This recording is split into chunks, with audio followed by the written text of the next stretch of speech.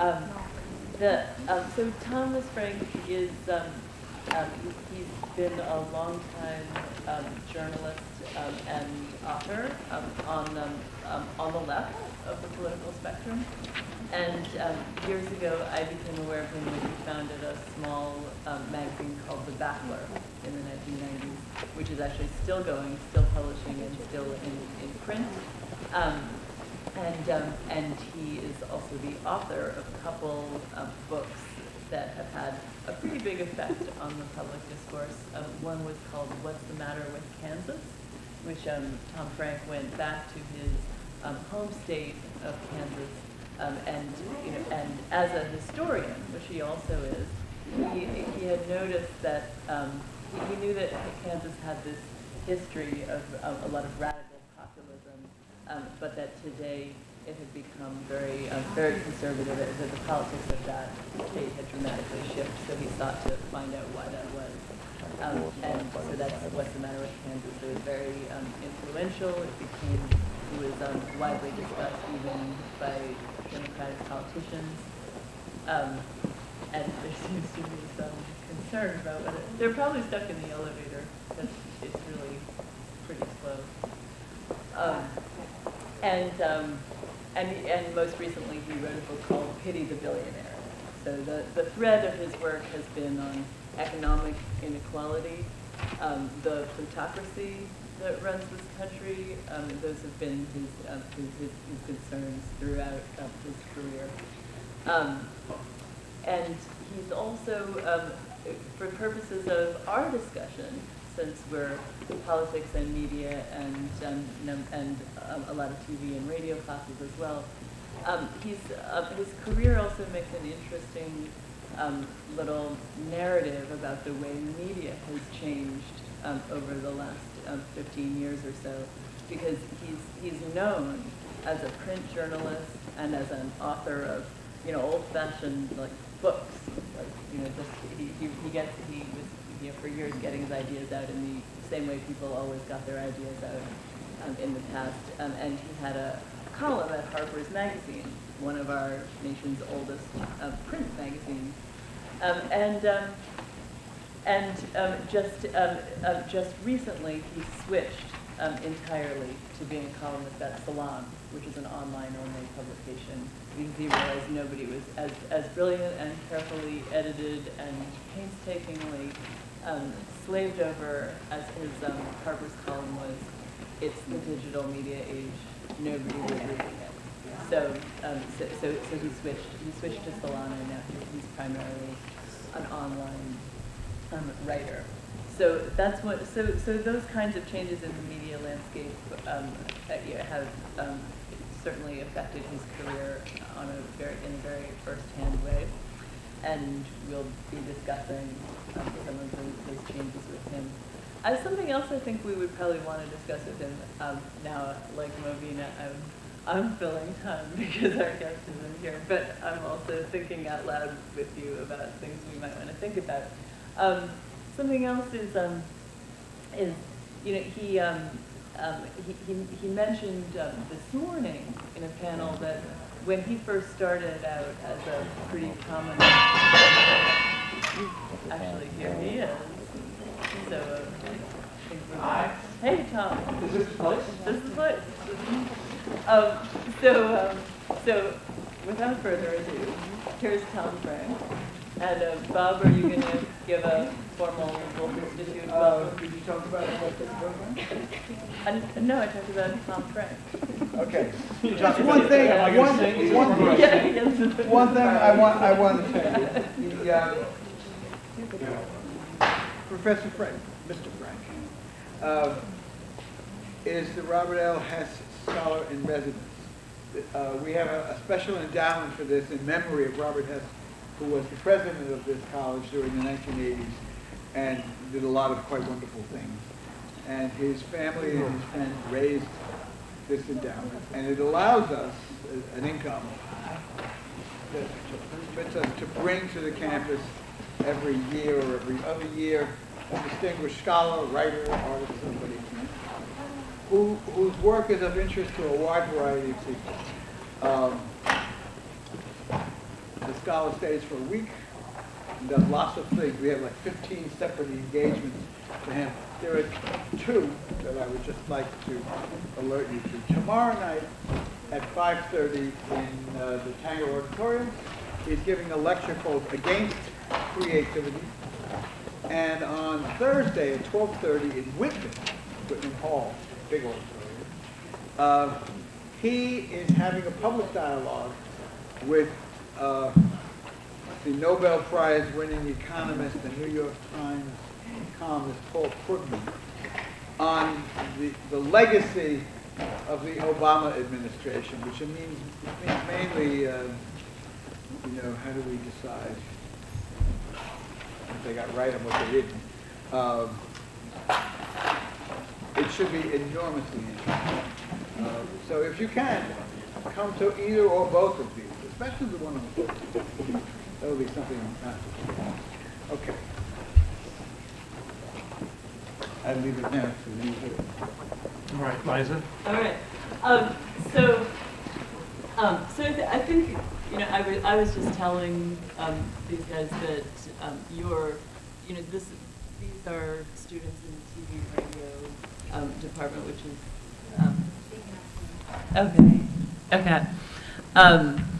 And which is actually the TV, radio, and new media department. Okay. And my politics and media students are also here. So I think one of the things we'd be really interested in talking about is, I was just telling these guys about how your career is sort of a nice little microcosm of recent dramatic changes in the media. Yeah. And I think we could start out by you talking about that a little All right, bit. you want to hear the story? Yeah, we Y'all want to hear about this? We do.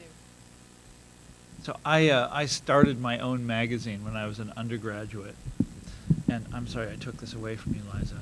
I'll give it back in a second. This is what we always do when you're really professional. You like immediately adjust the microphone. Just remember that, guys. You think I'm making that up, but I'm actually truthing. So I started my own magazine in the 80s when I was an undergraduate, and this meant at the time, and it's kind of a funny thing, I was very frustrated because I couldn't get anybody to print what I wrote. And so I decided I would. Reason you started. More or less, yeah. That's why I started it. So I started my own magazine, my friends and I, and that meant. It's kind of funny to think about what that meant. We had a machine called a linotronic, and you still typed everything in with a computer, but you had to do it right there on the machine. And then it was an enormous machine, and then it printed it out in a long strip of paper, the words, and on like photographic paper. And then you glued the paper onto boards. You took the boards down to the printer. And the printer lined them up and shot them and letterpressed it onto paper. It was a very elaborate operation, and then you physically collected the books that you'd had printed and took them around to bookstores or took them to a distributor or something like that.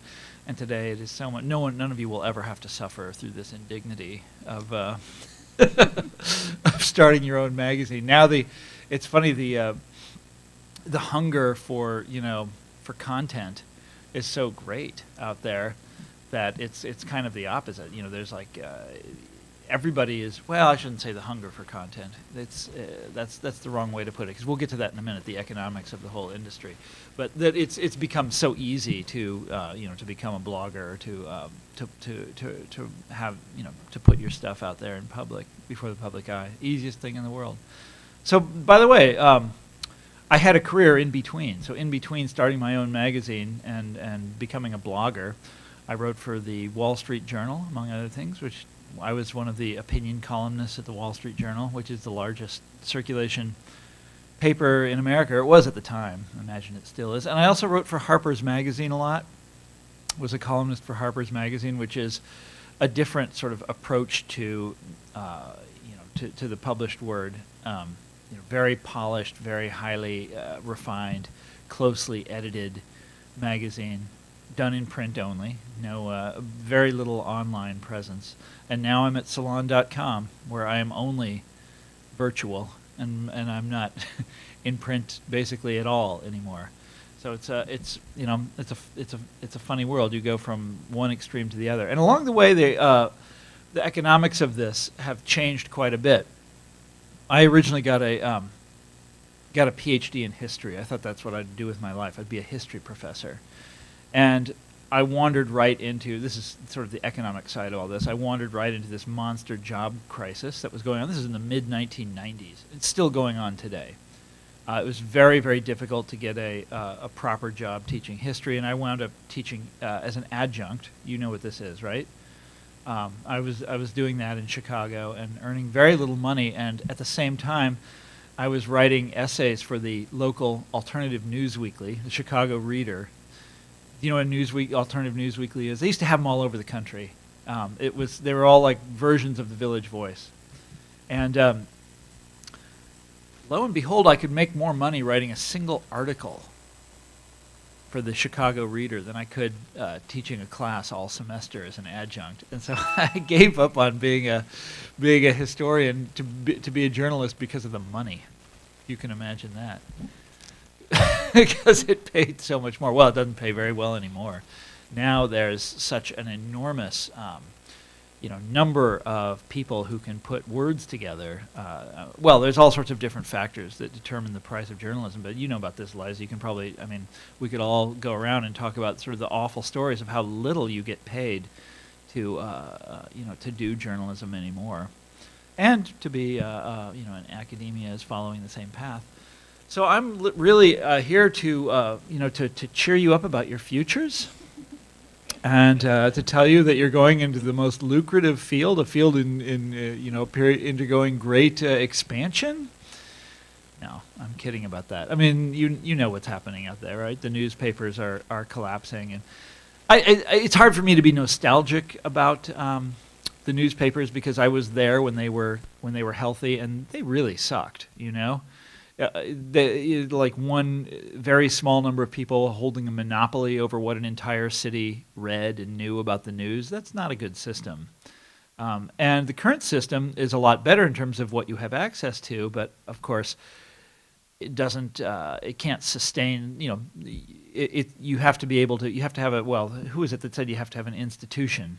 To do news. You have to have a powerful organization that can go to bat for you for the reporter if he gets in any kind of trouble, and then also can, of course, afford to pay them a living wage. All that sort of thing. All that's gone, very quickly disappearing.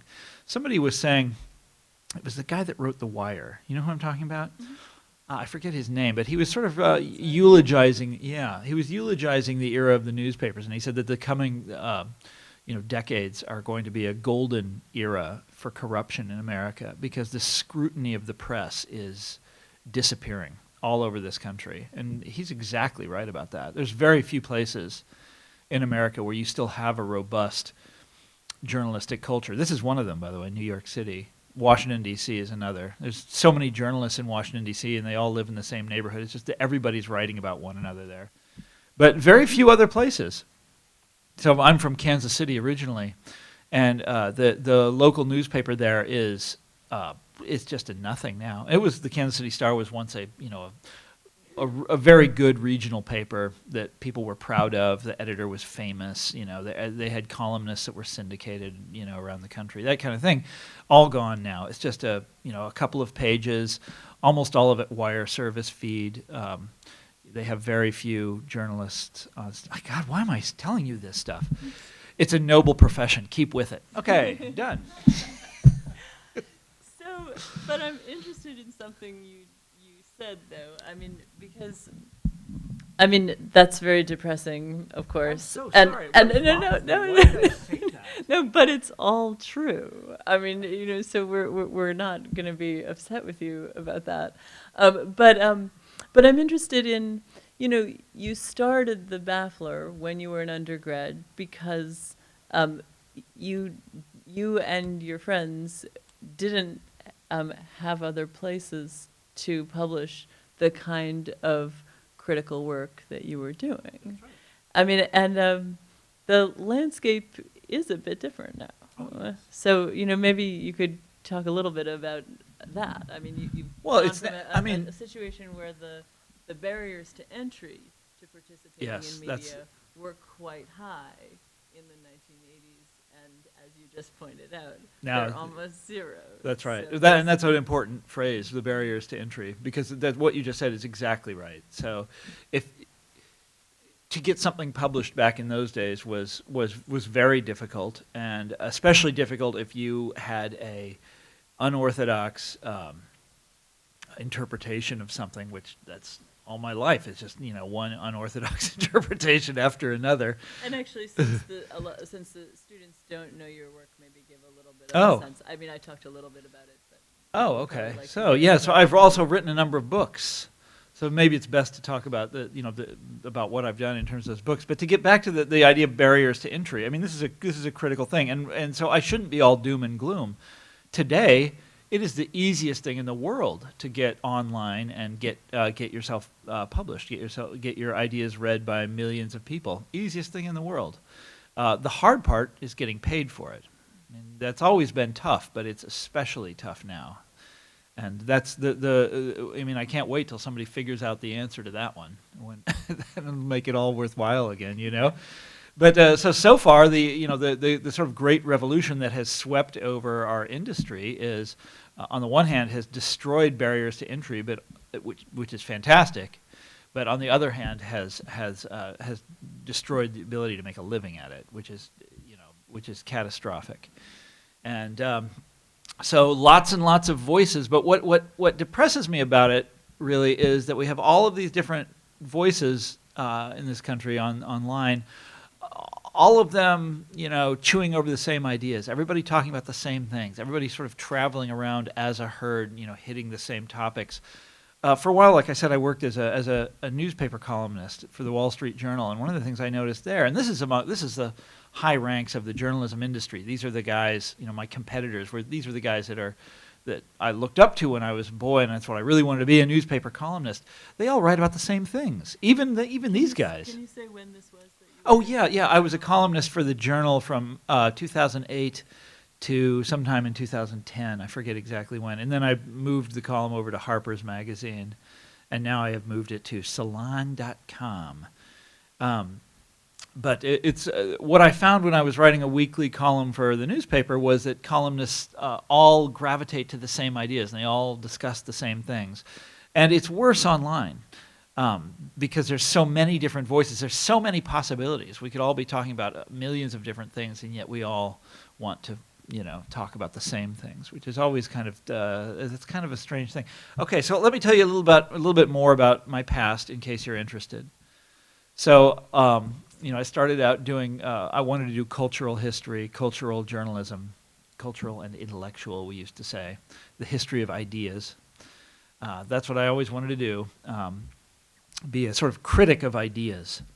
And I wrote a book about the advertising industry in the 1950s and 60s. And it was a great book, and they're going to make a TV show of it one of these days.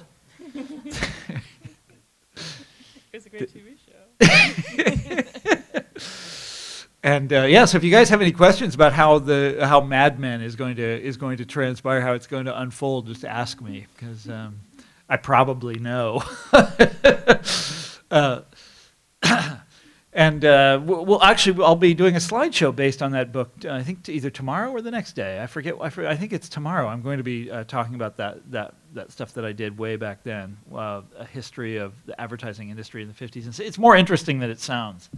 And what I learned from that, and we're going to get into the politics of it here a little bit. Learned right away studying culture in the United States is that if you want to understand culture, you have to understand business. I mean, I figured this out, real quick, which might seem obvious to you, and it's always, every time I say that to an adult, they're like, yeah, duh. And but to me, when I was young, that isn't quite as obvious. You think that we make our own culture and that we live in this world where we're all free agents coming up with wonderful, brilliant ideas, but it just ain't so. And advertising was one way that I learned that very, immediately, because you know how that is. And so I decided that I needed to study business culture itself. If I really wanted to understand America and American culture, I needed to study business culture. And so I became a critic of that.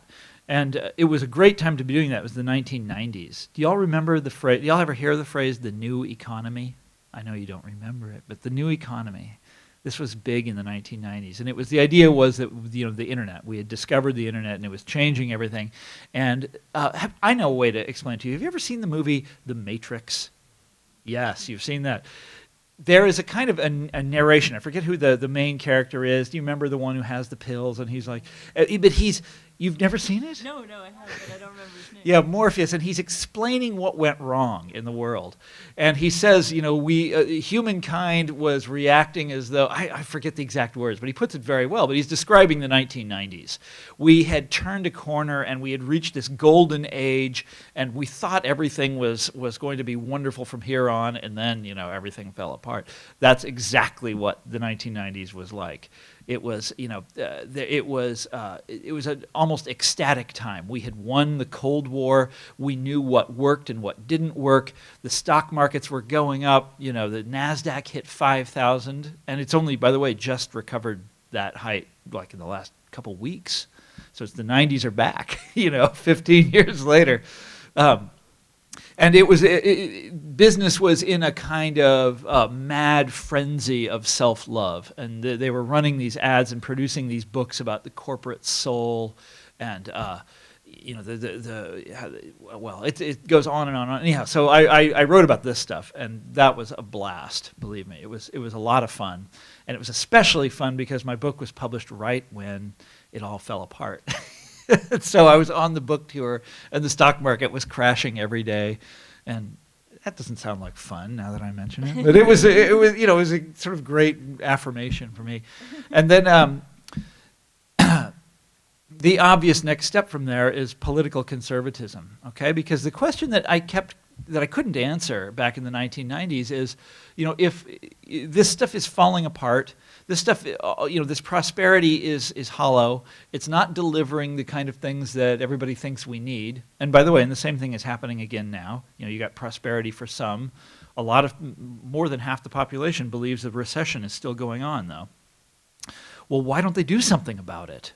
If you read any American history, you figure out right away Americans used to rebel all the time.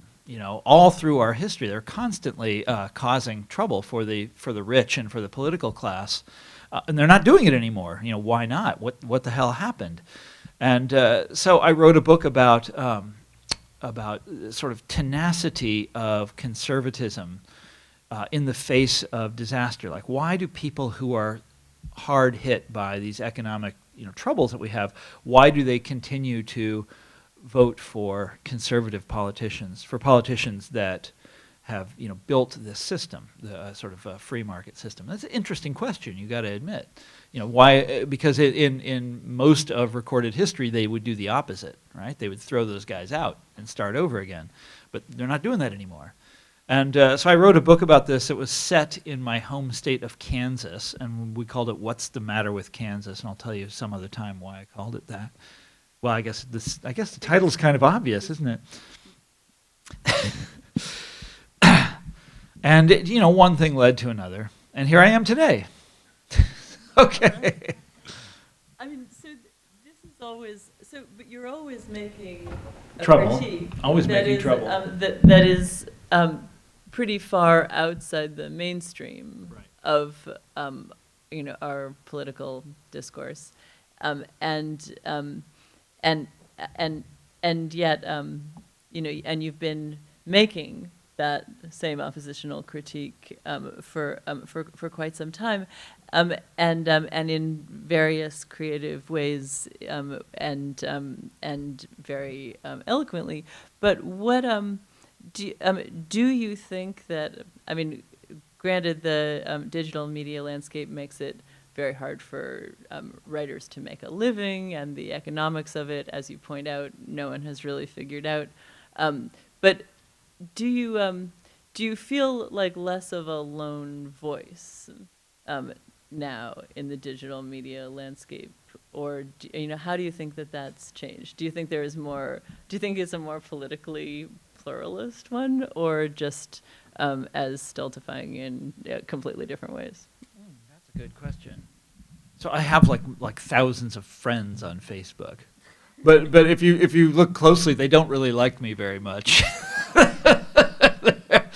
One of the previous guys was saying there's that the country that Turkey has 6,000. Wait, where is he? Where's Lewis?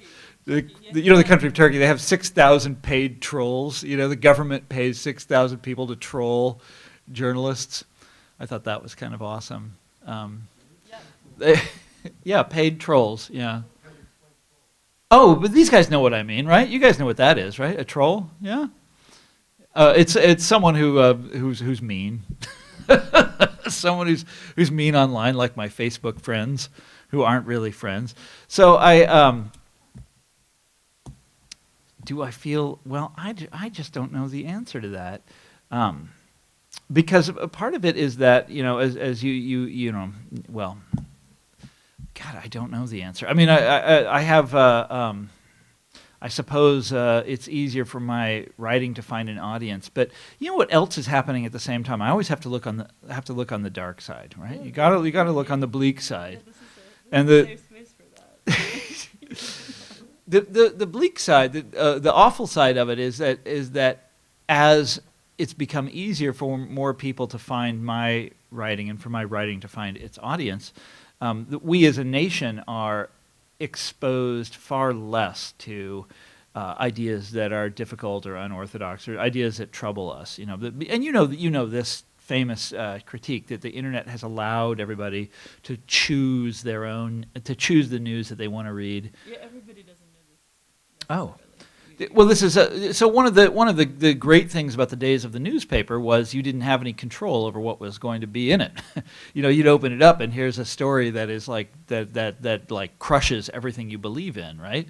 And then you turn the page and here's another story that's something completely you have no control over it as a reader. And now that we can all control what we get and what our news feed is and what we're interested in, it's very easy to sort of hive off things that we don't want to hear. The internet makes this completely possible. And so you have, this is one of the reasons that you have something like, the Tea Party movement, which is fascinating to me because, not only because they've been successful organizing and that sort of thing, and they're successful politically, but also because they live in a world of make-believe, of facts that they tell one another that don't correspond to reality. There's a name for this. I'm drawing a blank right now. I don't remember what it's called. Cognitive.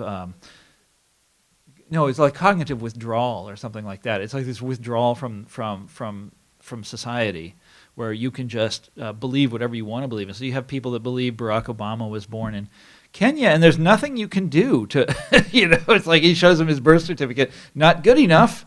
Try again, and but there's many things like this. People believe theories that have been dynamited many times, and they,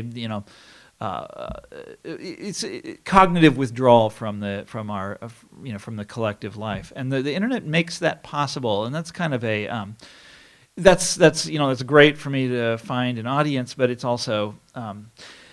You know what else annoys me? I'm sorry, I got a troll just a minute ago, and I was thinking, being on the left is hell. You don't want to hear about that. You don't. We definitely want to hear. You do want to hear about it. Yeah. What annoys me? Well, this is. But no, you were asking about the feeling of sort of like social solidarity, and we're all in this together. And does my writing find an audience? And of course it does, and of course there's more of that feeling. But there's also this feeling of bitter competition among writers on the left that I never really noticed before. I knew it was. I guess I knew it was there back in the 80s and 90s when we were doing everything in print. But it's become so much more pronounced now. This kind of backbiting and trolling and fighting with one another. I used to do it as a columnist. And it's sort of expected of you there. Like I would pick fights with David Brooks all the time. That's what you do. You're amusing the public. He says something, I contradict him. He comes back. Blah blah blah blah. But he's on. You know who that is. David Brooks is one of the most prestigious, or not prestigious, best-known newspaper columnists in America. New York Times op-ed page. He's syndicated all over the place. Everybody loves him. And also, he's on the other side of the political spectrum. Yeah, he's a Republican. You. Yeah, he's conservative, and but that's to be expected with newspaper columnists. To see college students doing that to one another is is a little particular. Mm-hmm. I'm sorry, peculiar, not particular, peculiar. Mm-hmm. They've had me. I haven't had enough coffee today. I need more coffee. And do you think that the digital space is Makes the that problem? possible? Is the problem with that? It's made it more universal. That was definitely a problem. It's always been a problem of left-wing politics, and I imagine it's a problem with right-wing politics too. But I don't know because I don't spend a lot of time there anymore. But it's always been a problem. It's much worse today. Mm-hmm. I bet you have a question. Yes. Yes.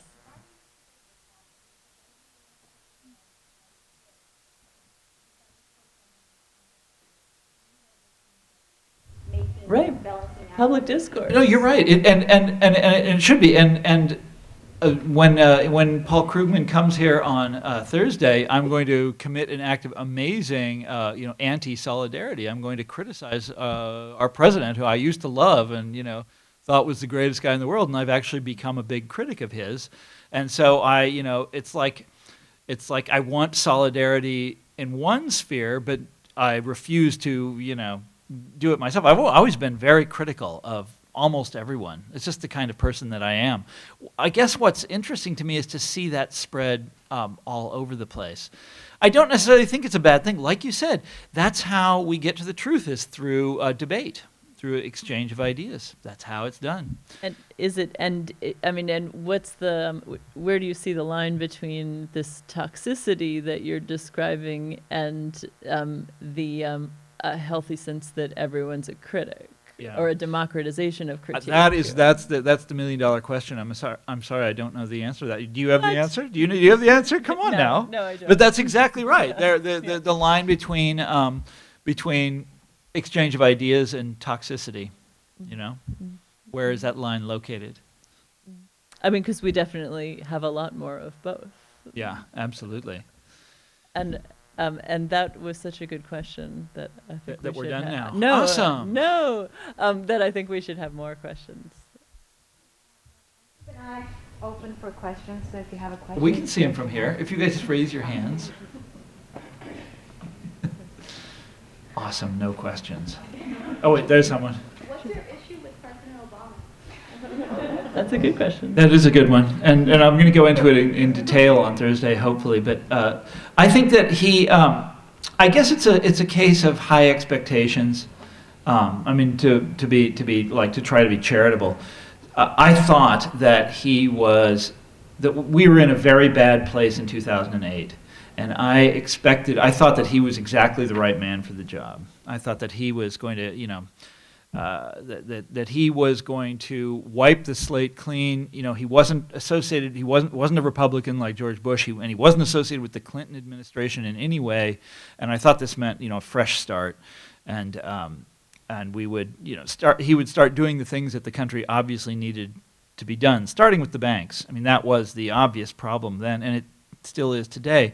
And my problem with him is that he didn't act aggressively on the banks. He did a lot of good things. He's done, especially when you compare him to the last two presidents. He's, way beyond those guys in the sort of things that he's delivered. But he never did really come to grips with the number one issue in this country, which is, he calls it inequality.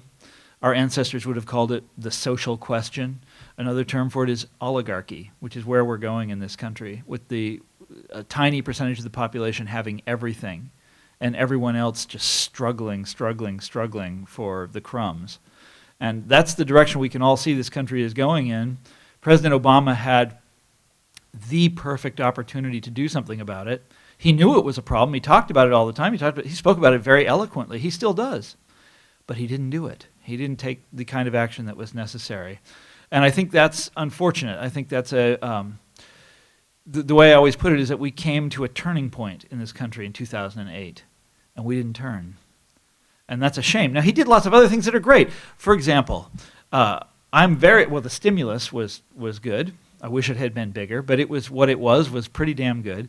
The Obamacare, I'm glad that we have something. Something is better than nothing. I don't think it's the best system in the world, but it's sure as hell better than what we used to have. What else do I like about Obama? I like a lot of things about Obama. He just did net neutrality. I was very happy about that. Mm-hmm. But there, you think of the missed opportunities. Can I give you another example, or are you done? You had enough? Okay, one more. So one of the things that has really bugged me in the course of my life, when I was young, and let's say two companies managed to corner the beer market, the government would not stand for that. The next day, the day after that happened, they would the Department of Justice would be in their face, filing a lawsuit, breaking those companies up. That would never be allowed to stand. You couldn't even have 6 companies that controlled the beer market. That wouldn't be allowed. Today, it is 2 companies that control 80% of the market for beer, and there's lots of examples like that. The term is monopoly. When I was young, monopolies were against the law in this country. They still are on paper, but the law isn't enforced. This began with President Reagan. Reagan decided we weren't going to enforce the laws against monopolies anymore. President Clinton agreed with that approach, but this is entirely up to the president, okay? President Obama comes along and, among other things, promised in 2008, this was the end of that. He was going to go back to enforcing antitrust. He's done nothing. I mean, it gets worse every year. What's the latest one? There's a mega merger in telecoms that's going on right now. I mean, it drives me crazy. And the funny thing is, if he did get tough with these guys and broke them up, it would make him a hero overnight. If he sent bankers to jail, assuming they deserve to go to jail, and they probably do, he'd be a hero overnight. That's what really bugs me about this. Why isn't he doing it? Do you remember how popular he was in 2008? It would be like that all over again, Why doesn't he do these things? It drives me crazy. I also suspect I know the reason why he doesn't do them. Because at the end of the day, he listens to the voices of experts. That's who he respects. He's a college professor at the end of the day. He's a highly educated, intelligent man, and all of his advisors are as well. And the experts don't believe in antitrust, and the experts don't believe in going after bankers. They believe in, putting little people in jail for like minor offenses here and there, but bankers, hell no. We don't arrest those guys, not in this country. They can do whatever the hell they want. I'm sorry, that was far more than you reckoned with. By the way, I once met Barack Obama. He was my state senator when I lived in Chicago, and I thought he was the greatest thing in the world. He was so smart, and we all used to say back then, that man's going to be president someday, and sure enough. So for me, the Obama thing is complicated by my emotional. I really like the guy, and I really want him to be a great president, but I'm disappointed. Yeah. The far left in this country, they focus on just the good that he does, and they ignore the flaws at times. I know you guys are going to laugh, but as an intern at Fox News, you know that they like to point out flaws in Obama. But that's our job as journalists. Of course. Absolutely. To a certain extent, we need to point on these flaws to make a difference, and I just feel like that's... Oh, that's absolutely. And you guys are all going to go out and be journalists, and you have to realize right away that your position in society is as the perennial foe of the political class. That's who we are.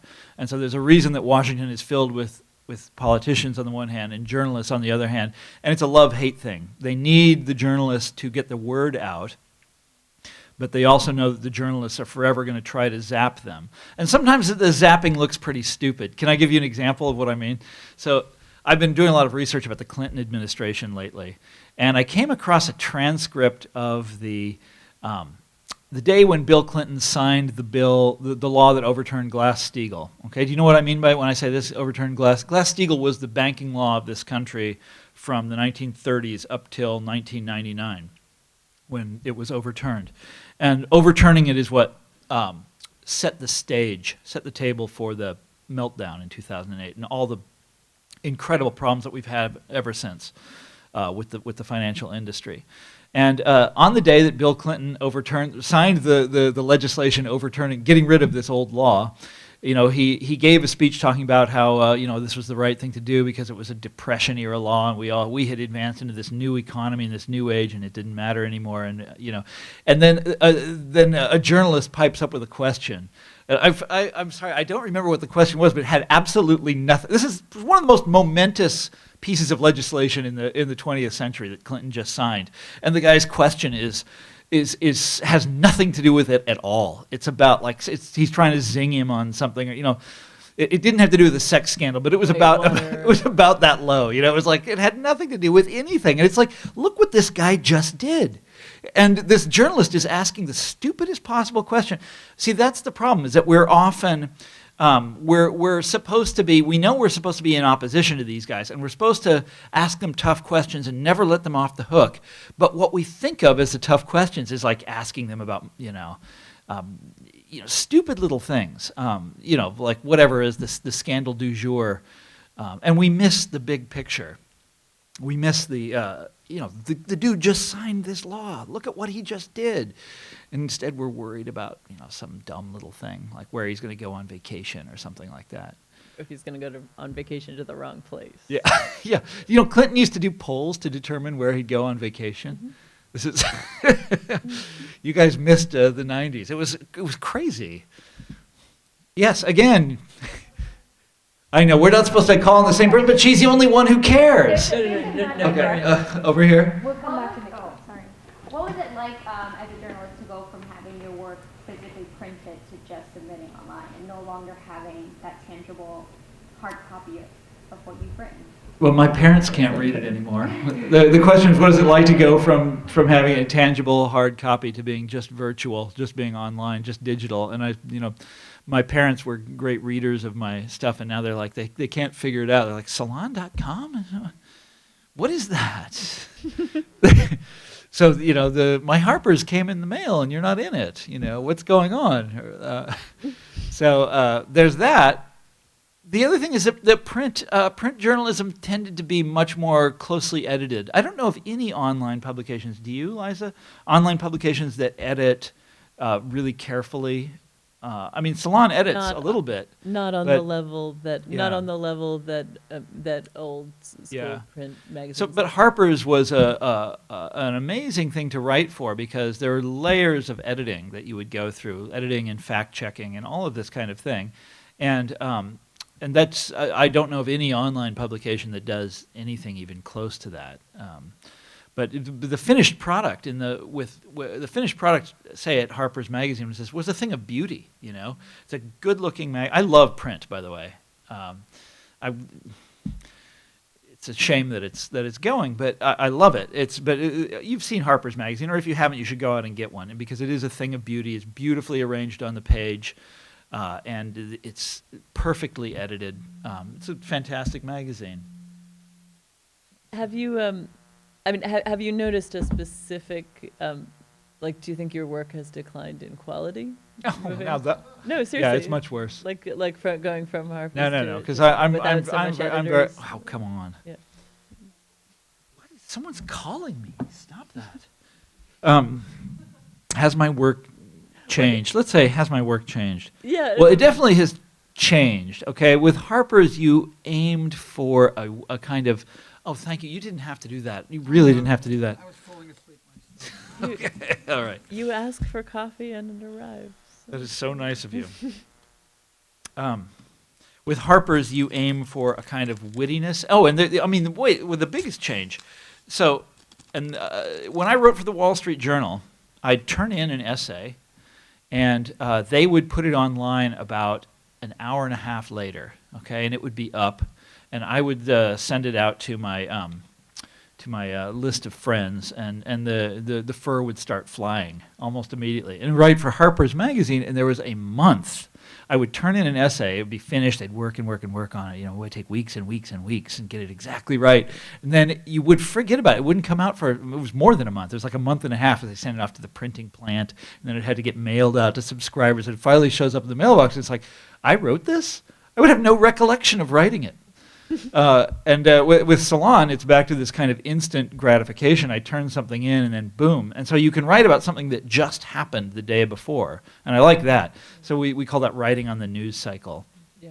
And at Harper's, there was none of that. I had to come up with a way to cover things that would still be interesting a month and a half later, which is not the easiest task in the world. Like how do you cover a political campaign when your essay isn't going to come out for a month and a half? Mm-hmm. But we dreamed up all sorts of ways to do it. But it obligates you to take very say long something view, that's yeah. really important in some sense, because it has to be something that is still going to be important in a month. That's which is exactly a high, right. A high Yeah. bar of significance. You had your hand up. Yeah, the plus side is having an instant news cycle, but do you think that digital media has like the whole first rather than best aspect of current media? Is that like a hindrance that you think, or is it something that just the fact that there's too many journalists is that's the problem? Oh, I don't know if I would say that it's a problem that there's too many journalists. I think it's awesome that there's so many journalists, but the problem is that we can't get paid. That's the problem. And you know what else is the problem? Who is it? It was, I think, Bob McChesney had this statistic about the number of people going into journalism and the number of people going into public relations, which is like the opposite of journalism. Although sort of kindly places. Related. It's kind of related. Yeah. And they're they're trained trained in the same places. schools. That's right.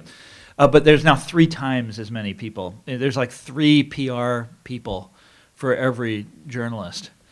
But press releases in my inbox are not getting any higher quality as a result. Of is that so? all this. No.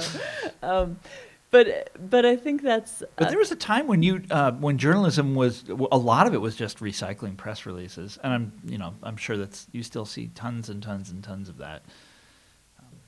I just want to. I want to call on a number of people who have their hands up, but I just wanted to say I didn't ask you if your work was declining in quality to be mean, but more to make visible a lot of that labor that previously went into a print product. I mean, that there would be several editors working on your column, that there would also be fact checkers, like people who individually checked each factual statement in the column, and then there would be a layer of copy editors that would not only check to make sure the punctuation was right, but would make sure that that it had the right nuance. Yeah. Like no, that's exactly right. And these are all very specialized tasks that are disappearing from our world. I don't know how many fact checkers get hired anymore. There's not many. Or copy editors. I had a great friend back in Chicago who was a copy editor. That's what he did for a living. He was a copy editor at In These Times magazine. I don't know if they have copy editors anymore. But he was a wonderful guy. And this is going to sound crazy. He was a great copy editor, man. He could make your prose sing. He would tune it up just a little bit, and it would be beautiful. And that's completely lost art. It's disappearing before our eyes. And what I do now is I have I have a bunch of friends, including this guy from Chicago, that I'll often show my articles to before I turn it in, and they'll take a look at it. Salon does some editing too. They don't just put it out there raw. And I'm pretty good with it's. You can't really check your own facts. The whole idea is to have a different person doing it, because otherwise there's a conflict of interest. But I understand what I'm supposed to do, and I follow the rules. I learned this at the Wall Street Journal, where when you're a columnist in a newspaper, there's not time to check the facts. You turn in the column, and they put it out almost immediately. So they don't really have time, and they're trusting you to get it right. And I learned right away that I was going to be held to a very strict standard there, because the readers frankly hated my guts, since I was the only liberal at the Wall Street Journal. You see, it's a very conservative paper, and the readers despised me. And so if I made the slightest error, if I screwed up in the slightest way, oh my God, they would let me know. And so I got pretty good about minding that sort of thing, not screwing that up. It's a good incentive. I find kind of what you were saying before about Bill Clinton and West people. I find that kind of interesting, because it shows how politics in America have made this rightward shift Yeah. over time. Like, Obamacare, that was based off Mitt Romney's healthcare plan, which was based off of John Birch's society. No, Heritage Foundation. We don't have to go all the way to the Birchers now. Only go there if you have to. What would you say would be, the reason for that? For that, you're talking about the big shift of our lifetimes. It goes back further. I mean, it starts in '68, and with the election of Nixon, and he asked what he's asking about is the great sort of right turn in the last couple of decades in this country, and that's the big historical subject of our time. That's what What's the Matter with Kansas was a sort of roundabout way of getting at that subject. But that is the great question, and the guy who answers it wins the prize. And we all work on that. And why did it start? Why does it keep going? Well, there's a lot of different reasons, a lot of different explanations. I mean, one of the best and most direct is the initial conservative turn in the '60s. Although Nixon doesn't look too conservative now, Nixon looks like a crazy liberal. This is the guy that set up the Environmental Protection Agency and stuff like that. But was as a backlash against the social movements in the '60s, and specifically against the civil rights movement and the anti-war movement. You got to remember, this is the Vietnam era. And so it's a backlash against those things, and it just keeps going and going. And the Republican Party, there had been, by the way, before all this started, there had been a series of segregationist and racist candidates running for the presidency. And the Republican Party, like George Wallace, this is the most famous example, the Republican Party figured out that Wallace was a Democrat, but he ran as an independent in '68. And the Republicans figured out, we can win those voters. We tweak our message a little bit, and they called this the Southern strategy. And they could peel away. And so it was a sort of massive shift in the way the Electoral College worked. All of a sudden, Southern states, which had always gone for Democrats, went for the Republicans. But there's other explanations, too. The culture wars, all this time, the culture wars have been an important part of it. And at the same time, you have the Democratic Party itself changing its stripes. You think of the Democratic politicians who were around when I was a child, like someone like Lyndon Johnson. If we put aside the Vietnam War, this is a guy that would be unthinkable by today's standards, so insanely liberal. Or think of the man who built this college, Franklin D. Roosevelt. I mean, the kind of politics that, good comparison between his time and ours. They did bank bailouts in the Roosevelt administration, but when they did it, they fired the bankers. They took over the bank. The government reorganized the structure of the bank. They did this kind of thing all the time. The government was often, very heavy-handed in its involvement in economic matters. Unthinkable today, right? Couldn't happen. It's because the Democratic Party itself has also changed the way it acts. And at the same time, you have a massive concentration of wealth in this country. All of these things happen at the same time.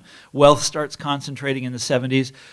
Labor unions, when I was a child, labor unions were really important players in this country politically. It's hard to exaggerate that now because nobody remembers this anymore. But whenever they appointed a blue ribbon panel to investigate something, you had to have a representative of labor. Labor was represented at every level of public life, from the school board to wherever.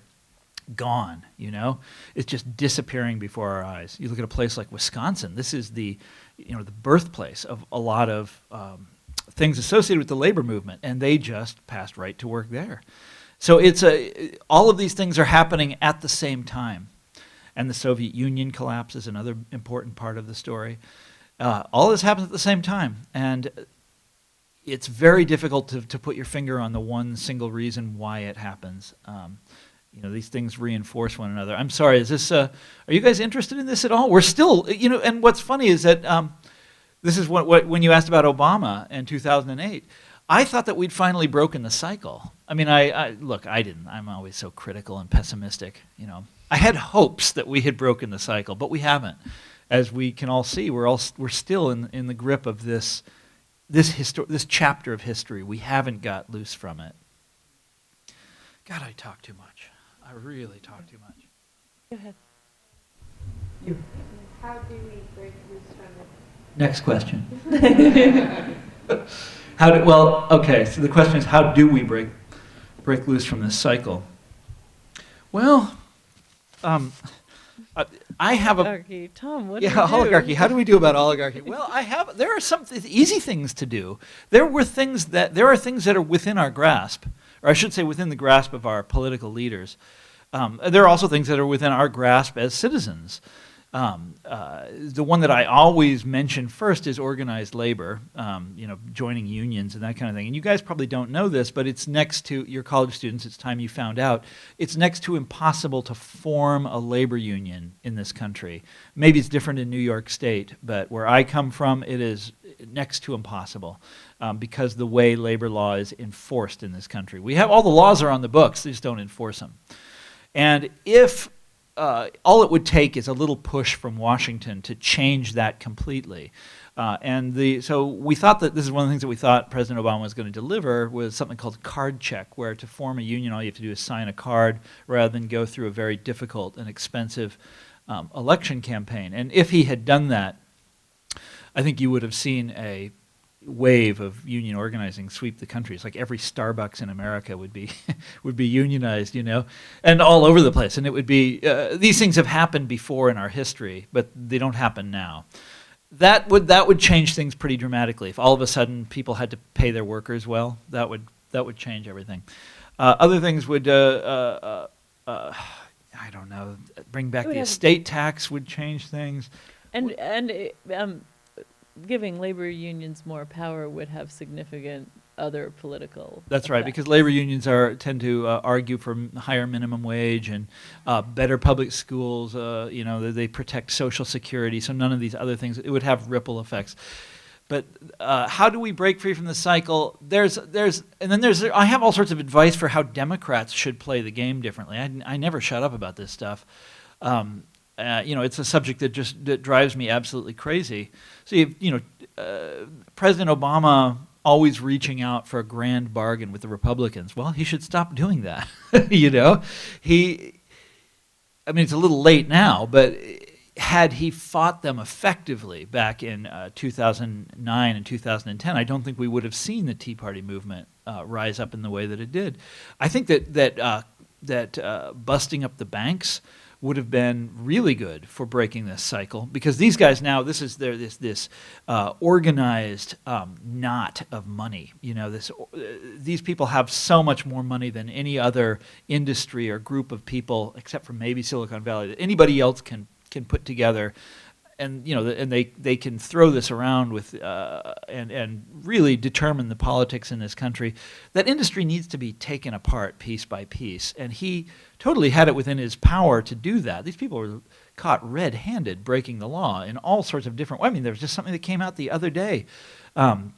Yet another example of how they could be prosecuted. These banks could be broken up, put into receivership. None of it happened. But that would have been very healthful. Had we done something like that, I think. Okay, 2 examples. That's enough.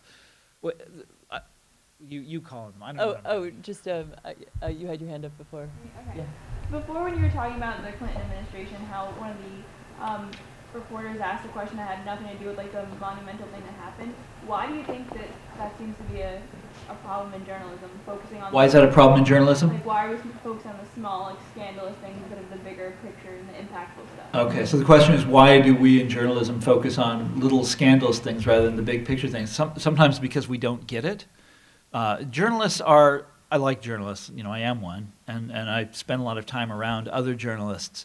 But a lot of the kind of journalists who cover politics, who cover politicians specifically, the White House press corps, by the way, which is regarded as, that's the highest up position that you want to be in a news organization, the guy who covers the White House.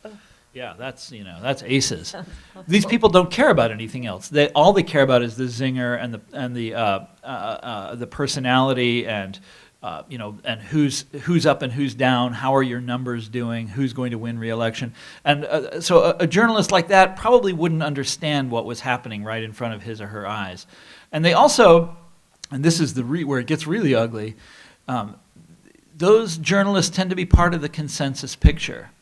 And I remember when Clinton signed that bill, the term of art that they were using all the time back then was, this is a Depression-era law. We have to overturn this law because it's a Depression-era law. Now think about it for very long. That's not really much of an argument against it. Lots of laws were passed in the 1930s that are still very useful and healthy, right?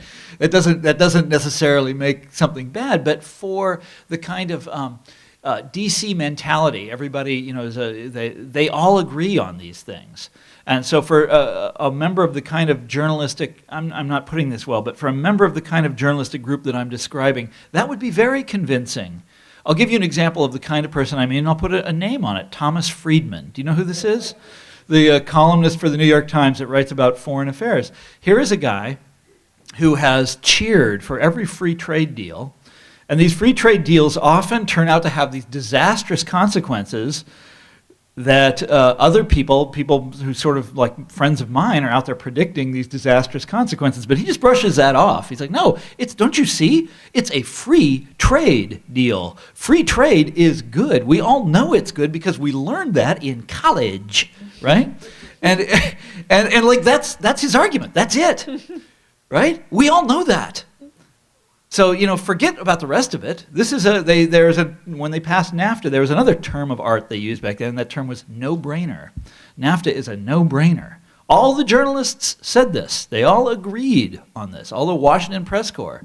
And so they'd be at a signing ceremony but like that, and they'd be like, I can maybe get him for a sex scandal, or maybe he said something stupid the other day, you know, and I'll nail him for that. But the big item is, you know, that they don't have any problem with that. That's everyone. Another example. Do you know who Bob Woodward is?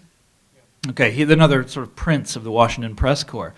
He wrote a book about Obama and the search for the grand bargain a couple of years ago, and he sort of blames Obama for. You know what the grand bargain is, by the way? This is President Obama wants to reach a deal with the Republicans on. He wants to raise taxes, and they want to reduce Social Security. They basically want to start whacking away at Social Security. And he says, okay, let's make a deal. And he calls that the grand bargain. Another name for it is austerity.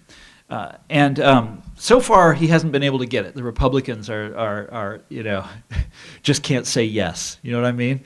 This is like, this seems like they'd want to do it, but no, they don't want to do it. They keep holding out for a better deal. So Bob Woodward writes a whole book about Obama's fruitless search for the grand bargain, him and Paul Ryan, and at one point in the book he says, this is not an exact quote, but you can find it pretty easily. I've quoted it in print many times.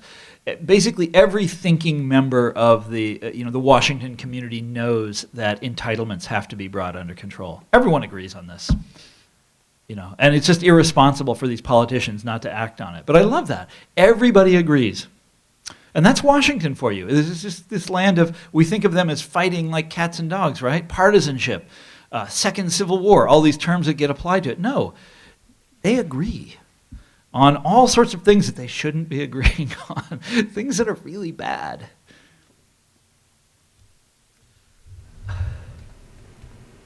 So basically, for all of our semester in our class, we have been speaking about how media has changed and how these changes bring us to our disastrous present of the garbage of the media. So how we as journalists, what can we do as journalists to switch this around?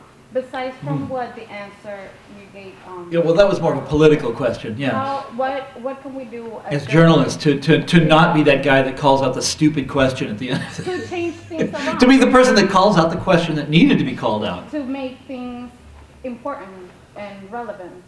Once again. I would say that is the exact right question. How can we as journalists be the person that asks the right question in that press conference and be the person that has their brains engaged and knows what to ask? And I mean, everybody wants to be that, of course. What would I say? I'd say pay attention to your teachers. You know, learn, figure out what's going on, read lots of books, and don't just read other journalism, but understand the whole thing. And also, don't ever fall into that DC, if you do happen to move to DC, or maybe even if you don't fall into that mentality where we all agree, we all know what the answers are, and it's just a matter of the politicians getting together and getting us to the, we don't know. There's so many different opinions in this society, and every now and then, opinions from the margins turn out to be the right ones. In fact, it happens all the time. Yes, sir. One of the things in our class that we've learned about is how like the media tends to be manipulated by the government a lot of the time. So I guess on that note, what do you think of people like Eric Snowden who leak, you know, government secrets to places like WikiLeaks and other areas? Well, I think Snowden is, in some senses, a great hero. You know, that what he did is absolutely, you know, was mind blowing. I mean, in some ways, the biggest news story of the last couple of years. But I also think that that you know, there's of course a downside to it.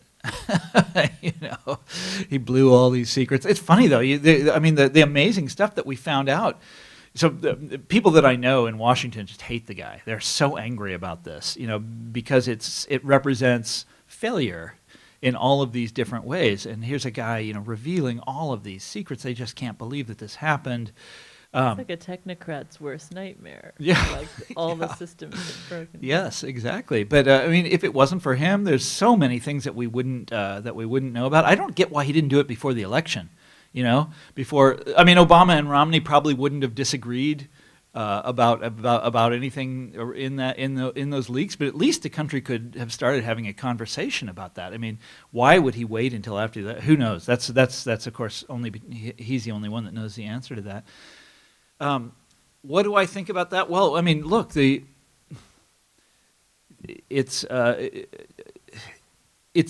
a very tricky question how you report something like that. But the fact that what he put out, and I'm not the guy to answer that. You need to talk to someone like an editor at the Washington Post who actually did report it, or the people at the Guardian who actually did report it. But it has to be reported, obviously. I mean, obviously. I don't know how they went about confirming it, but they did confirm this stuff. Do you remember that? They got various generals and people to say, yes, what you're getting is accurate. Unbelievable. But, you know, interesting thing about the Obama administration is that he promised to be so open and then has actually cracked down on leakers in this kind of extraordinary way, and also tried to crack down on members of the press, you know, prosecuting members of the press in a way that's kind of unprecedented. I remember when Watergate happened and the Nixon administration threatening these guys and threatening the Washington Post, and knowing even as a child that those were empty threats. There's nothing they could do. You know, because of course, freedom of the press and freedom of the people have to know about this stuff. That's much more important than anything that President Nixon could come up with. But now I'm not so sure. You see, the internet really has changed things in so many ways. I was having a conversation at lunch with a guy who writes about Turkish politics all the time, and he said the government of Turkey has hired. I mentioned this already, 6,000 trolls to sort of problematize, you know, people's lives on the internet. There are countries where they routinely crack down on journalists. Happens all the time. Lee Kuan Yew just died, the former prime minister of Singapore. Here was a guy that managed to, and this is usually regarded as a free country, you know, Singapore, but he managed to suppress the newspapers there in a very clever way using libel lawsuits. Okay, and got the newspapers to start censoring themselves, and actually managed to crush the opposition party using libel lawsuits. Well, I'm sorry. That's I'm not getting you where you. I'm not telling you what you wanted to know, which is what do you do about leaks and leakers and that kind of. What can I tell you? I think it was just what you think about it. I mean, I think that was. Okay. Well, it's huge. The biggest story that we've seen in years. We need more of that. For us. Yeah. Oligarchy in the country will be organizing labor unions. The digital media, the new media, as you mentioned before, the barriers to entry is a lot lower. It's a lot easier to get in for any of us to start blogging, create some kind of a following. And regardless of the wide access of that following, do you think that the new media could be a way to possibly, to maybe not break up completely the oligarchy, but limit its negative effect on the public? Can the new media help with this sort of fight against oligarchy? Well, yes, of course it can. Occupy Wall Street, right? But on the other hand, as we all learned, our cell phones were your cell phones were spying on you the whole time. We actually, this question came up in the last panel that we did, and I told an amusing story, the story of our this country's romance with new media all through the years. And there's a book that I read back in the 1990s where the author said, new media is always revolutionary and always overthrowing power. And he said the cassette tape overthrew the Shah of Iran, and the VCR overthrew Marcos in the Philippines, and the fax machine overthrew, I forget what the fax machine did, like the Tiananmen Square or something like that. And the hilarious thing, this was a book written in 1992, so really before the internet. And the author of this book was the CEO of Citibank, Walter Wriston. So when they talk about, these new technologies bringing all this freedom, bringing down the Berlin Wall or whatever the hell it is, they also mean neoliberal freedom. So they mean freedom for them, for banks. And so I don't think it's obviously new media are, like I said, are great in all sorts of ways. But we can't count on them as a kind of, in a kind of deterministic way to deliver certain results just because it's new technology. We just can't count on that. It's up to us, I think, at the end of the day. And that, for my students, is a very nice skeptical lens with which to approach your reading for Thursday. So just want to plug that. You want to wrap it up? Yeah. Okay. I think we are out of time. Thank you, Tom. This was It was my pleasure.